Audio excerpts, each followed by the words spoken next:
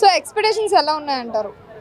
నిజంగా నేను cinema first నుంచి చెప్తూనే ఉన్నాను. మంచిగా సినిమా హిట్ అవుతుందని చెప్తూనే ఉన్నాను. కాకపోతే టికెట్ రేట్లు పెరిగినాయి.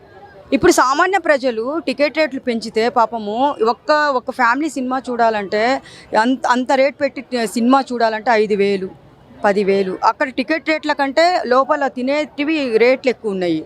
అలాంటిది ఇప్పుడు సామాన్య ప్రజలు ఏమంటున్నారో తెలుసా? ఇంత రేట్ పెంచితే చిన్న చిన్న పిల్లలు కూడా హాలిడేస్ ఉన్నాయి. మేము చిన్నపిల్లలు కూడా Ram Charan fan, Allu Arjun fans, Mahesh Babu fans అట్లుంటారమ్మా. కానీ ఇంత రేట్ పెంచితే మాత్రము సినిమా చూడలేని పరిస్థితి. మాకు కొంచెం తగ్గిస్తే బాగుంటుందని చెప్పేసి అనుకుంటున్నారు చాలా సామాన్యులు.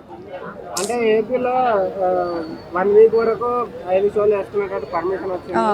ప్లస్ టికెట్ రేట్లు కూడా ఎంతంటే అంత పెంచుకోవచ్చు. అవును, కానీ ఏపీలో పెంచారు, కానీ ఇక్కడ కూడా పెంచితే బాగుంటుంది అని చెప్పేసి తెలంగాణలో ఏదో చెప్తున్నారు. అది నిజమో అబద్ధమో నాకు తెలియదు. ఇక్కడ కూడా పెంచితే బాగుంటుంది అని. ఇక్కడ పెంచితే సామాన్య ప్రజలు ఎట్లా చూస్తారు? చూడరు కదా. ఇప్పుడు 600 పెట్టి సినిమా చూడాలంటే 5 6 30, నలుగురు ఉంటారు, 5 మంది ఉంటారు.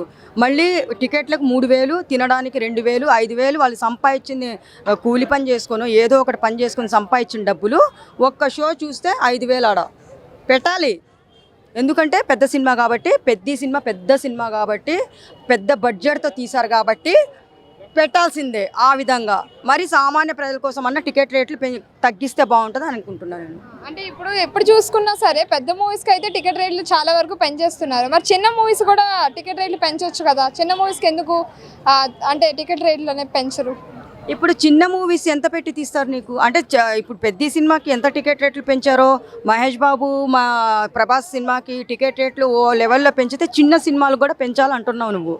అంటే అది ఎంత 300 కోట్లు 600 కోట్లు పెట్టి తీసారా? లేదు కదా.